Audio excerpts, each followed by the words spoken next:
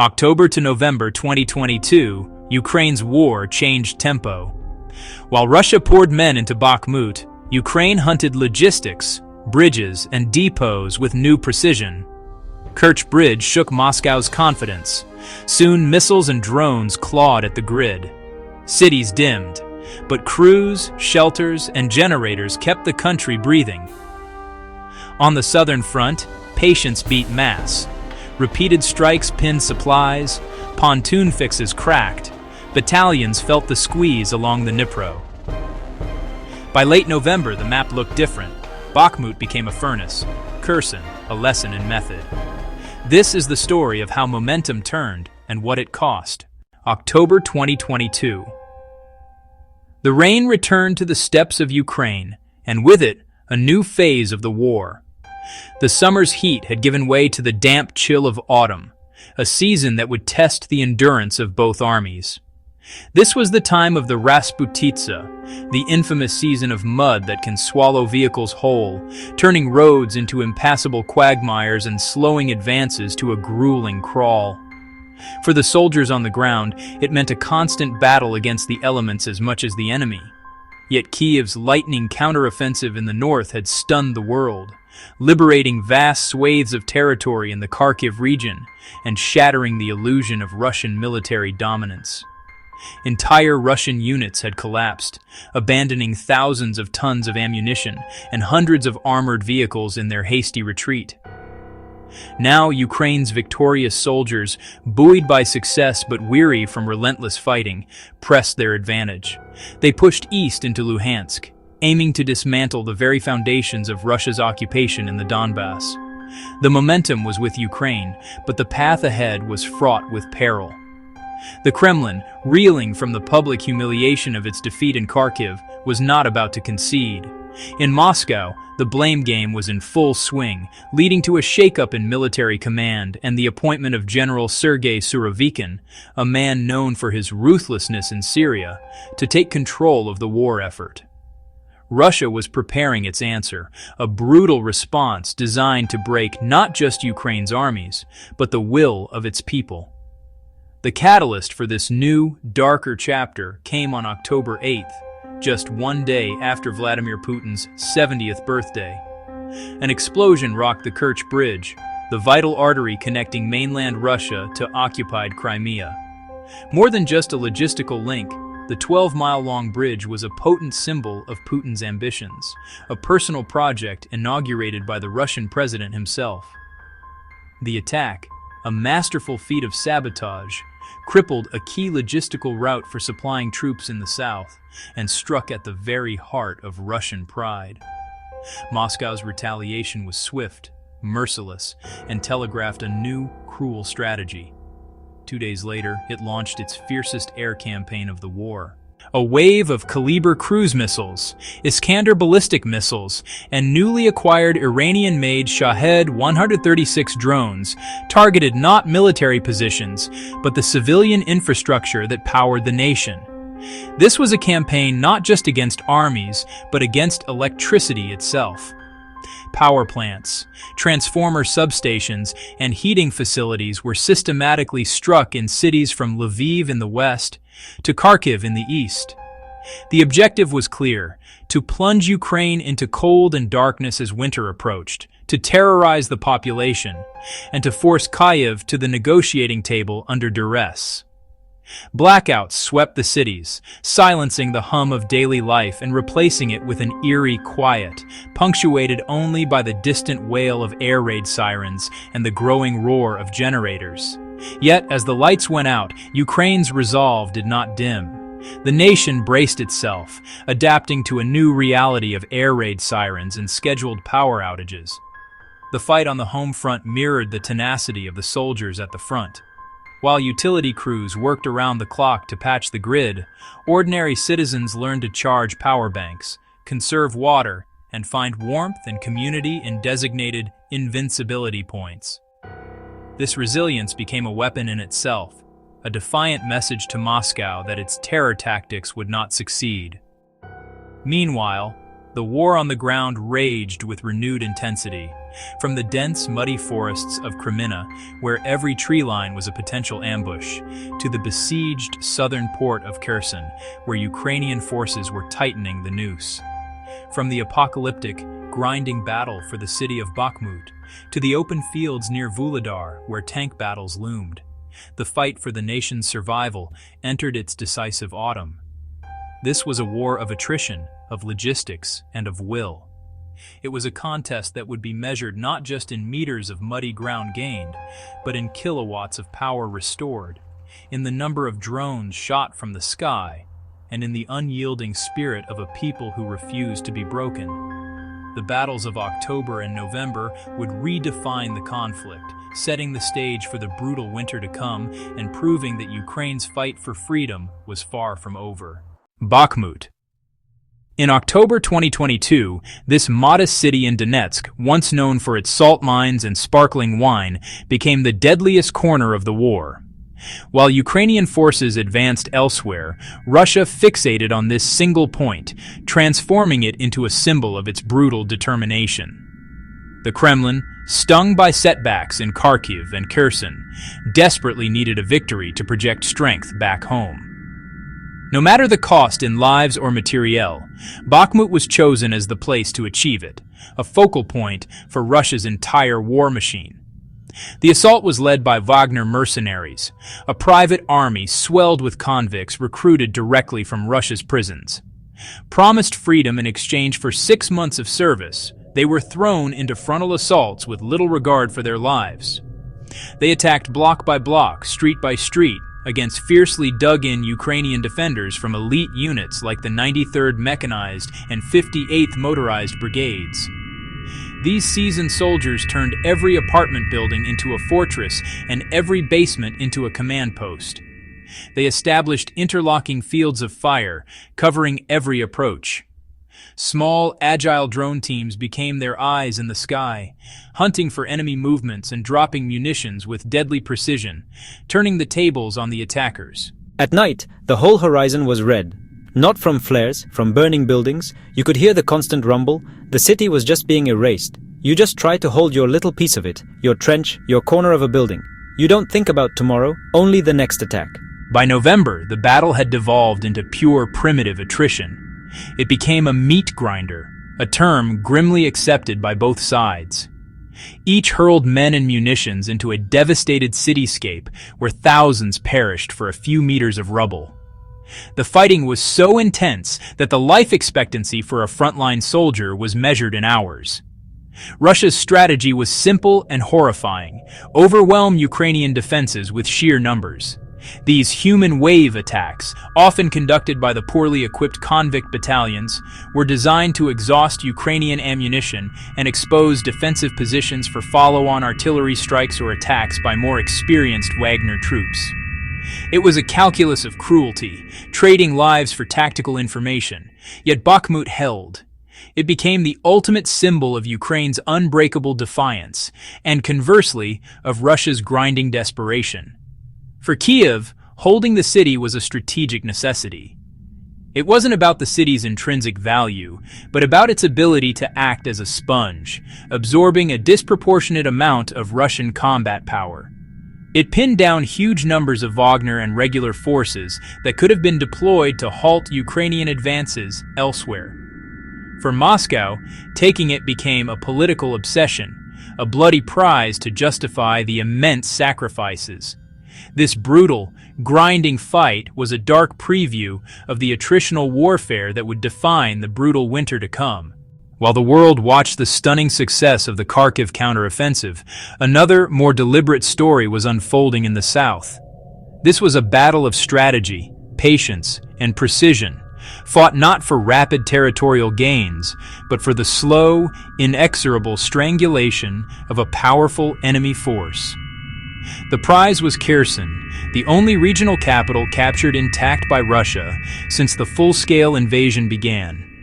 For months, it had been a symbol of Moscow's initial success, a strategic foothold on the west bank of the mighty Dnipro River. For Ukraine, its liberation was not just a military objective, it was a national imperative. Reclaiming Kherson would be a monumental blow to the Kremlin's prestige, a powerful testament to Ukrainian resolve, and a crucial step in securing the country's southern coastline. The campaign to achieve this was not one of lightning breakthroughs, but a slow, methodical siege conducted at a distance. Through the late summer and into the autumn of 2022, Ukrainian forces, armed with newly supplied Western long-range artillery like the American M142 HIMARS, began a systematic campaign to isolate the estimated 25,000 Russian troops in the region. The strategy was clear: make holding the west bank of the Dnipro impossible by severing its logistical arteries. This wasn't about obliterating the bridges, it was about surgical incapacitation. The Antonivsky Road Bridge and the nearby railway bridge were repeatedly struck with pinpoint accuracy, creating a pattern of holes that rendered them impassable for heavy military traffic like tanks and supply trucks, but left the structures largely standing, a constant, visible reminder of their vulnerability. The dam at Nova Kakhovka, another crucial crossing, was also carefully targeted to damage the roadway without compromising the dam's integrity. Russia's military engineers scrambled to compensate. They established pontoon bridges and ferry services, desperate to maintain the flow of supplies. But these makeshift crossings were even more vulnerable. Ukrainian reconnaissance drones watched them day and night, feeding coordinates to artillery units. The pontoon bridges were hit, the ferries were targeted, and the supply trucks waiting to cross were destroyed. Each successful strike was another turn of the screw. The impact on the Russian forces was profound. Ammunition for artillery became scarce, forcing units to ration shells. Fuel shortages immobilized vehicles. Lack of fresh food and clean water led to a decline in health and morale. The Russian grouping in Kherson was becoming an island, its lifeline to the east being systematically and relentlessly severed. On the ground, the second phase of the operation began. Ukrainian brigades advanced methodically from their bridgeheads in the north and west, liberating dozens of towns and villages. Unlike the rapid dash through Kharkiv, this was a grinding, attritional fight.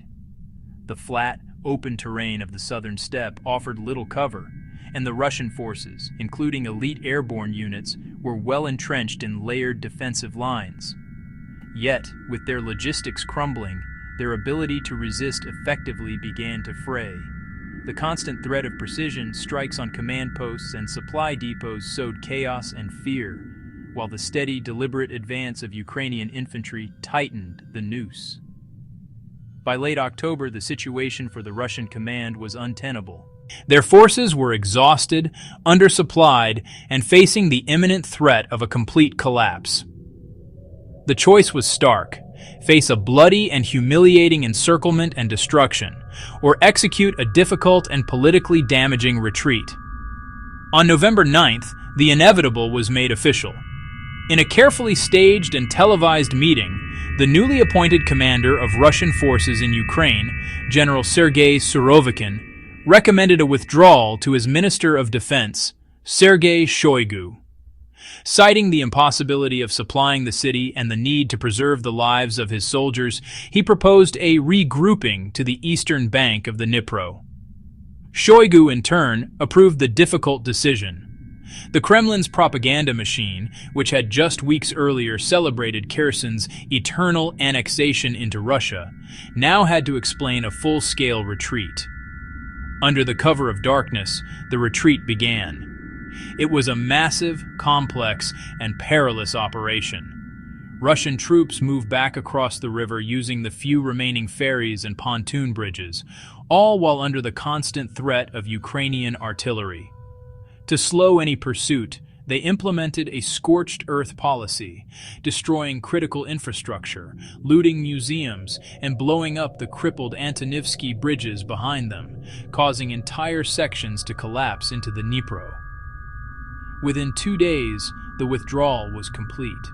The city of Kherson, occupied for over 8 months, fell into an eerie silence, holding its breath for what was to come. Then, on the morning of November 11th, The first Ukrainian reconnaissance units cautiously entered the city's outskirts.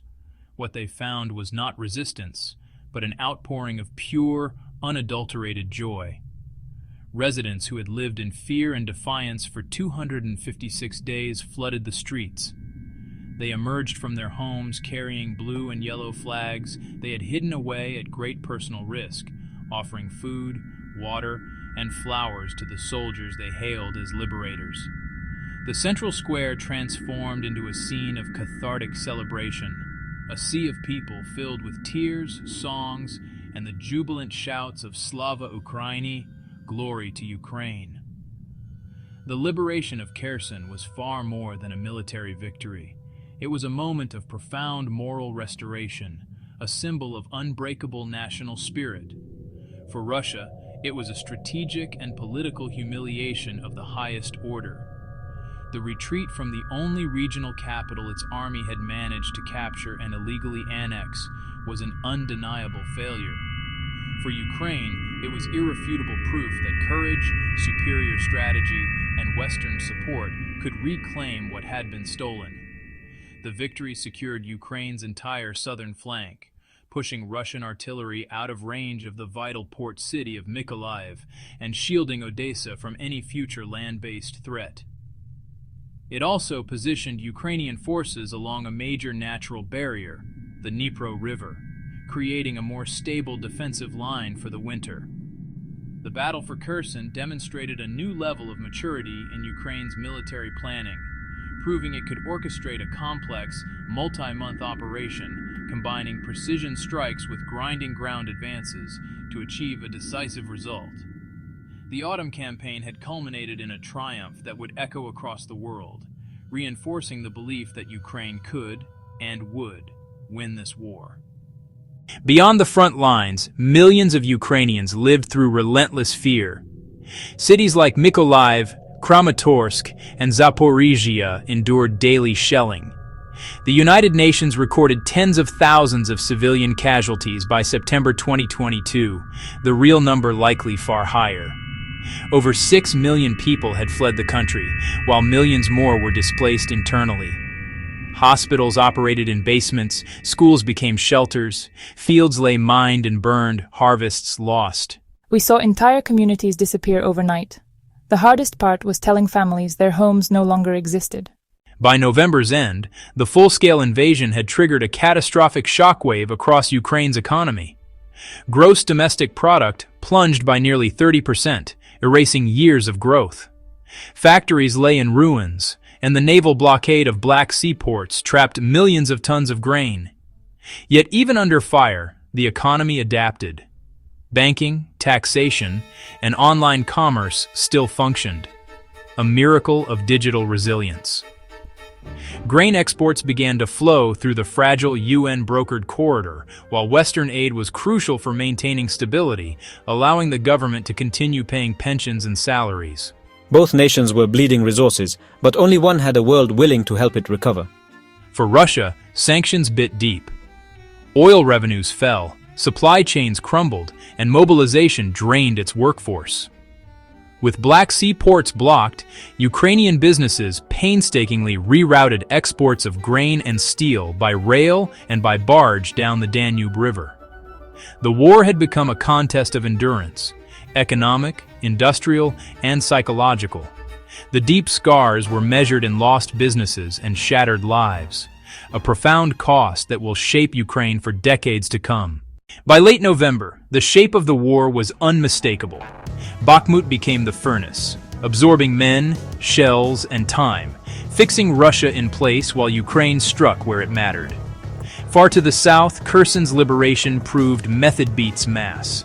Precision on bridges, pressure on depots, and patient infantry turned a stronghold into a forced retreat. Missiles and drones clawed at the power grid, yet cities adapted. Crews climbed poles in the dark. Families gathered at glowing shelters. The country refused to go dim. Autumn taught the rules of the next phase. Logistics win battles, drones redraw maps, and morale multiplies force. Ukraine ended October-November bloodied, coordinated, and on the Dnipro, ready for winter, and no longer playing by Moscow's script. By December 2022, Ukraine stood bloodied but unbroken.